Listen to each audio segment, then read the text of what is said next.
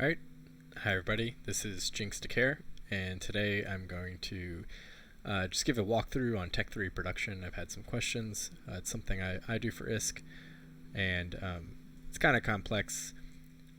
In terms of industry, it's just a little bit different than Tech 2 industry if you're familiar with that. So I'm going to do a quick walkthrough. This won't be the most put together class, but hopefully by the end you'll have a better idea of what it takes to do Tech 3 production. So what is Tech 3? If you think of Wags pinging me, sorry. Tech 3 production is like jackdaws. So there's T3Ds or Tech 3 destroyers, jackdaws, and confessors, svipples, and hekates. So that is probably the first step into Tech 3 production.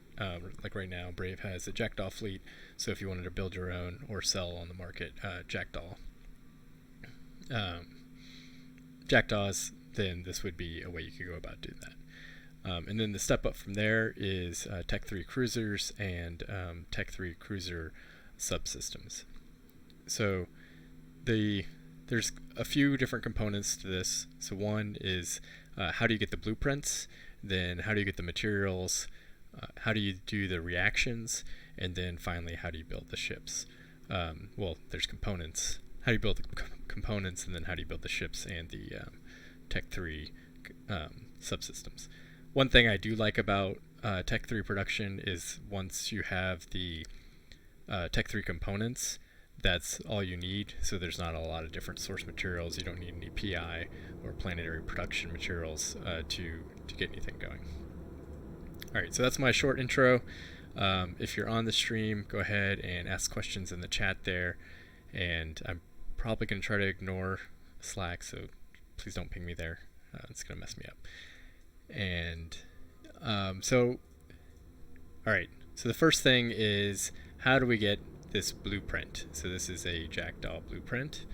You can see the nifty little Tech 3 symbol up here in the left. So anything that has these are the things that are required to produce it. So to get this jackdaw blueprint, what you're going to do is here, these are called ancient relics, and they all come from wormhole sites. These are the sleeper relic and data sites that drop this loot in wormholes. I'm not going to cover how to run those sites. Hopefully, I'd like to have some of those on the YouTube eventually. So the most important one here is to get a jackdaw, you're going to want what are called the small intact hull sections or the small wrecked hull sections. So the intact hull sections are for T3Cs, and the wrecked hull sections, the small, are for the T3Ds, the destroyers. So once you have one, the difference between them, you can buy these in Judah as well. The small intact are much more expensive because they have a much greater chance of success. So I'll go through how this is calculated, but you can see right here this is a base of 72% success probability to invent the blueprint, and whereas the wrecked one is only a 38.8%. So if I have the small, I usually go ahead and try to do that just because it's a pain to try to invent a lot of things. So what do you need to invent off these guys? So one thing that CCP recently did, which sorry, I have that invisible, which is a pain. So one thing that's nice is that CCP just came and included these required skills. So up until about a month ago, none of this was available. But now, just like many other things in the game, you can right-click on these things and see the skills that you need. So this is pretty skill intensive. It's a little bit more than T2, but the nice thing is there's not as many different skills as in T2. So you can see you need a lot of the Science 5, Mechanics 5, and then you do need the Sleeper Encryption Methods 1 here, and some other skills. Plasma Physics 1 is a T1 skill. So now that we have it, so you can see the required skills also here. Now you can what you can do is you can see this percentage chance is based off of the blueprint based probability, so that's why having the intact one is better. Is this the intact one? Yes. So its base is 26. The optional decryptor, so here I'm using an optimized attainment decryptor. So what these do is they, this item, it gives you a 90% probability modifier, so that really helps with the invention. The max run modifier, so it changes from 20 runs to 22. And then it does a little bit of material efficiency, which I don't worry too much for Tech 3 production because there's very small amounts of components, which I'll go over later. And it does make it a little bit slower, but I don't really worry about that. I'm not mass producing these. Okay, so I'm using optimized attainment decryptor. Then you need some data cores, just like T2 production. So this is plasma physics and mechanical engineering. If you're going to go up to a, so this is a power core. So this is what's used for T3 subsystems. You can see that there's also Tech 3 data cores. So this one is a data core subsystems engineering. So each different subsystem has their own. So here's an armor for defensive subsystems. But the ships themselves just use the same Tech 2 data cores. One thing to note that these are pretty large, so they're a little bit of a pain to import. I usually import them when I'm importing other big things. Let's see. Oh, so they're each 10 M3. So you can't import more than a few in a scepter before it becomes a pain. Okay, so I want to do a jackdaw just to demonstrate. So here, you click on the actual picture to select which one you want. So the same item invents all of them, and it's just which one you're going to do, and it doesn't actually change the input materials at all. So it's just the output that changes. So I'm going to do the jackdaw blueprint here, just because we use a lot of those. You can see the material efficiency, and one nice thing is this job duration is very short. You can only do one item at a time. So then I'm going to go ahead and press start. And at the end of the stream, hopefully I get lucky and get 72. What I often do is if I have a lot of data cores, which I don't have very many plasma physics, and I'm not really that worried about it, sometimes I even do the rect hole sections just because those drop more often, but they only produce about 6 jackdaws. Sometimes I do those with no decryptor just because the expense of the decryptors. Because even with the best decryptor there, let me show you, then you only get 38.8%, and it's still only a 5 run. So that's with the best decryptor. So you're spending a lot on a decryptor for not a great chance of succeeding. So again, you can see that there's different, I see. Note a real, once Tango Subsystems, I will sell those to you. Just hit me up on Jinx. So this is my industry tune, Jinx. And just send me an email if you want to buy something. So you can see the different thrusters. So there's even malfunctioning and wrecked. So wrecked is even worse than malfunctioning, and then it's intact, which let me... So the subsystems are not quite as good as the in terms of percentage chance of success. Oh, I don't have that. Sometimes I only use parity decryptors on the subsystem ones. Okay, so that kind of shows you how you go get the BPC. So now we'll pretend I succeeded in my invention attempt, and we'll come to the BPC itself. So what do you need to make a jackdaw?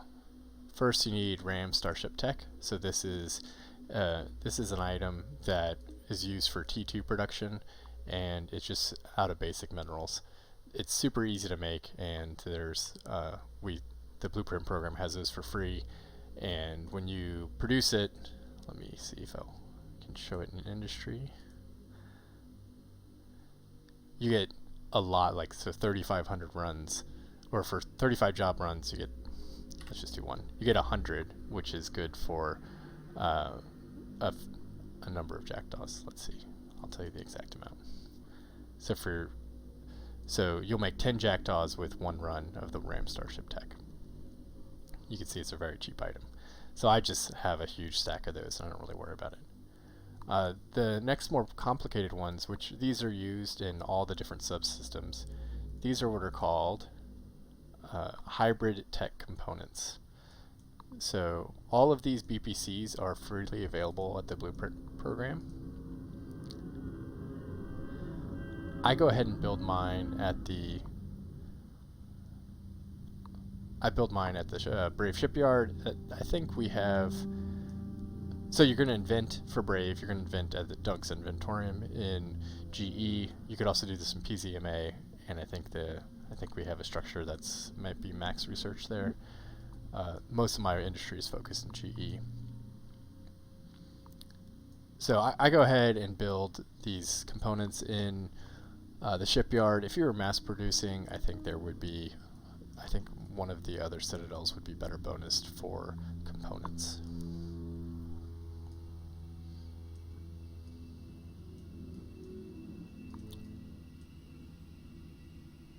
I'm going to dock up here, and then we're going to pull up some of these hybrid tech.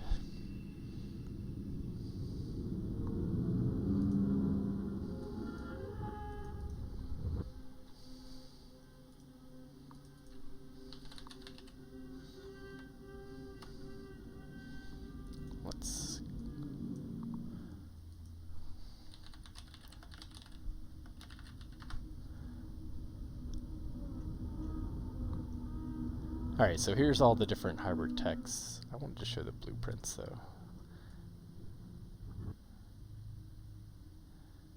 Here we go. So this isn't the best way to show them, but we're going to go for the Warfare Computation Core. This is the one I'm going to go ahead and show you. So, and I think this is also used in the weapon subsystems, but not used in other ones. The nice thing is, with these blueprints, which I have multiple copies of, all of these are all the components that exist for Tech 3. So you can build, if you can build all of these things, then you can build any T3 subsystem, cruiser, or destroyer.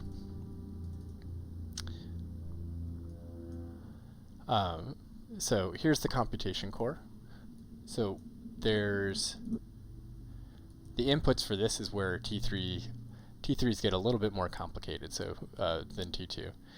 So first there is hybrid reaction materials. So these come from wormhole gas. So this is what we'll do next, is we'll go ahead and I'll go show you how what the wormhole gas reactions are and how you do that. And the next part is wormhole salvage. So this is what's called ancient salvage. So I have a buyback for ancient salvage, and so this only drops from sleeper wrecks and from their wormhole relic sites, and I think data too. But if you're in a wormhole, all of these things are local materials. For us here in nullsec, you have to go into wormholes or you have to import what you're short of. So I often buy from the guys that do Brave Hole Divers, or when I'm doing bigger production of Legions and Lokis, like right now, I've had to import a lot of my materials from Judah. Alright, so let me show you my ancient salvage stocks. So you can see here, so it's different than regular salvage. It's very small, so that makes it super easy to import. So you can import thousands pretty easily. But here is the type ancient salvage.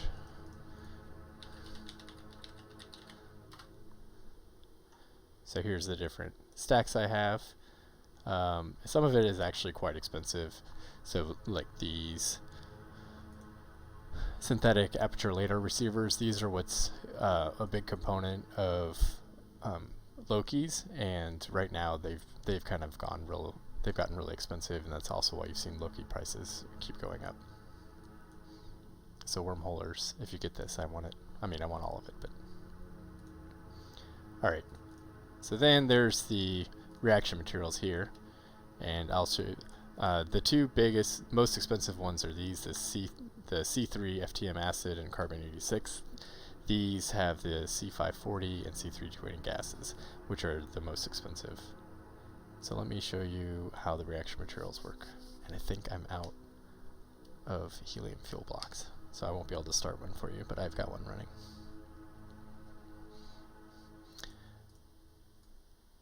So our reactor here is a Tatara that has the rig to maximize your reactions. So this is where you'd want to do any of your reactions.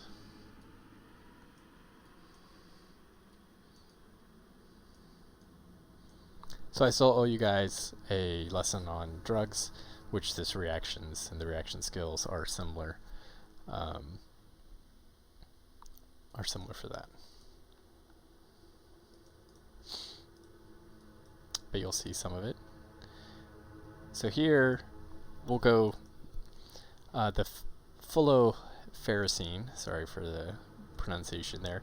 This is kind of the what I'll call the tritanium of T3C, so you need a lot of this for almost everything. And then the C3 FTM and the carbon 86, those are, you need smaller quantities, but they're much more expensive gases. So these are wormhole gases here. Anything with a fullerite in its name is a wormhole gas, and I buy all of that at G to buy. So go Huff. And they don't spawn in nullsec at all, so everything that's huffed has to come out of the wormholes. So again, that's why people in wormholes often produce T3Cs, but it's just as easy to go in and pull it out. So here so this takes oxygen fuel blocks, fullerite C60, which is really common, a really cheap one, and C50, which is kind of in between. You have to have reactions 3 skill, and what that just kind of gates you in terms of being able to produce it. It doesn't affect the yield. Oh, and I'm sorry, there is tritanium. So this does use a minor amount of minerals in the production. So I'll go ahead and start that. So what I try to do is I try to keep a stock of all these materials, and then once I have them, like I have some ready here, I just take those over to the shipyard.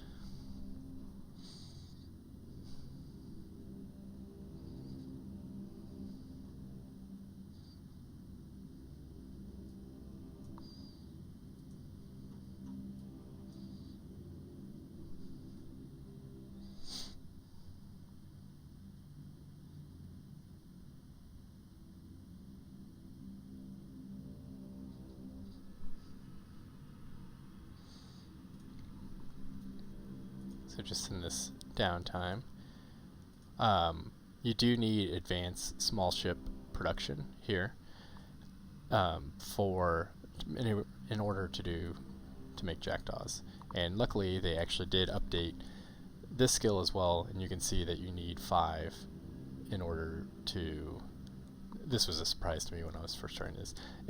You need advanced small ship construction 5 in order to make the confessors, Svipbols, jackdaws, and hakates. Whereas if you want to do cruisers, you need 5 for that as well.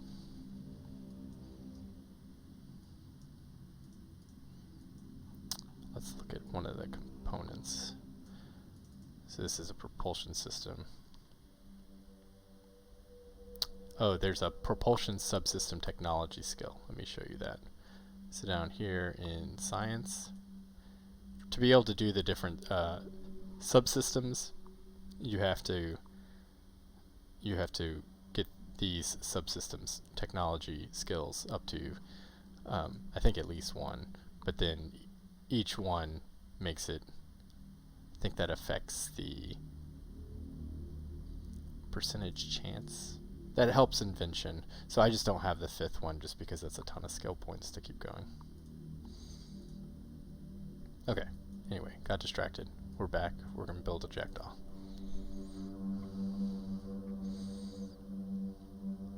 So we're going to make those warfare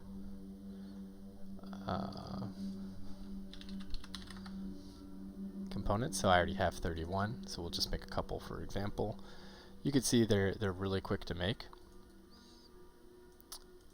So I'm often able to, the ships themselves do have really long builds, but the components are short, so I'm often able to make the components I'm missing really quickly and then get a ship in production. The ships can take usually around a day, particularly if you include me sleeping, to produce each. And with the T3Cs, I mean the subsystems are only about 20 minutes, so you can see here it's 23 minutes to get an augmented nuclear reactor. So if you need subsystems that I'm on and I have everything, then it's something you can get almost on demand. So that's really nice. Here again you can see, because I already have these things pre-built, that that means I can make any propulsion subsystem because they all use the same. So I'm looking at Legion, Tengu, Loki, they're all the same. Whereas the core, they take nano engines instead. They all do take similar things, but because I can build a Loki core, I can build any core. Because I can build a defensive, it's got the alloys instead here. Because I can build a Legion defensive, that means I can build any of them. So that's kind of nice. That I like that flexibility once you get to this component level. So I just pre-build a lot of the components because there's not really specialization. The one exception to that, because there has to be, is each of the T3Cs have a different amplifier. So this is the superconducting ladder amplifier for Loki's. This is the superconducting gravimetric amplifier for a Tengu. Alright, so now let's produce a jackdaw. We see that I have all the components here. And one jackdaw with this ME, and you can see the blueprint time, skills and implants, the rig here, that we've got job duration about as far down as we can. You can see the, if you scroll over these little arrows, you can see that we're getting material consumption modifiers. So we get the negative 4.2%, which is the rig, the small ship rig that is part of the shipyard. So hit start, in 11 hours I'll have a jackdaw. So that is, I don't have super fancy graphs or spreadsheets for you guys. There's lots of spreadsheets out there. I'll show you one tool that I use online a lot. I do most of this stuff. I build enough of the same things that I don't really maintain spreadsheets, that part of the game. I like to learn how to do it and then just kind of go by feel and just set my prices so I know I'm making money.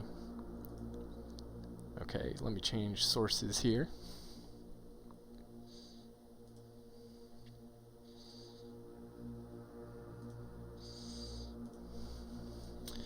So if we type in this is con.space.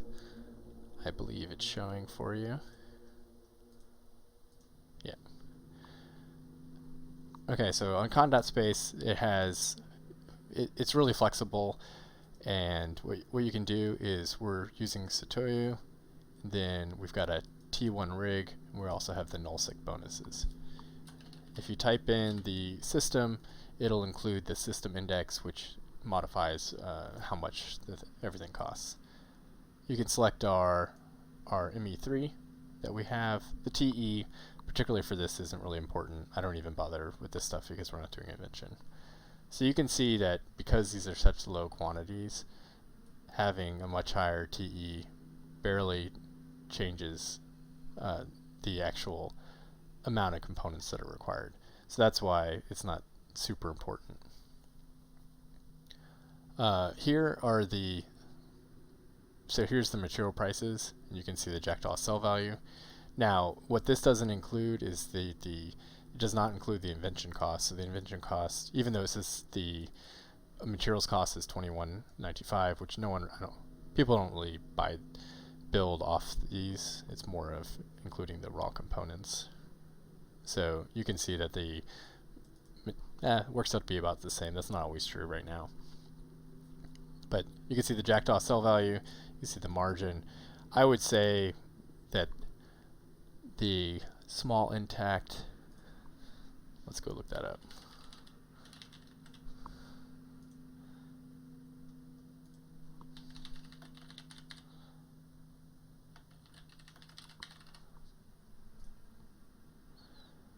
You can see the small intact hull sections are 71 mil, so those are pretty expensive, and there's a failure chance that you won't build it, but then that's good for 20. If it is successful, it's good for 22 hulls. So if you do that math, I think it works out to 5 or 6 million, and then it's about a 10% margin on top of that. So if not a little bit better. I sell these on market for more than this, but if you ask, I will sell you at G to sell for these. All right, so that go back to my game here. I don't have any real questions in chat, so I'm going to. It was 30 minutes. Hopefully, you learned something. You can sell me all your wormhole stuff. Just contracted at 100% G to buy to be Jinx. I will build any of this T3 stuff for you at G to sell. I try to stock the market some, but I do increase those prices just because the goods are stuck, and I like to make it too. But I'll sell you guys 100% G to sell. All right. Hope you guys learned something. Hit me up in Slack if you have any questions. Thanks.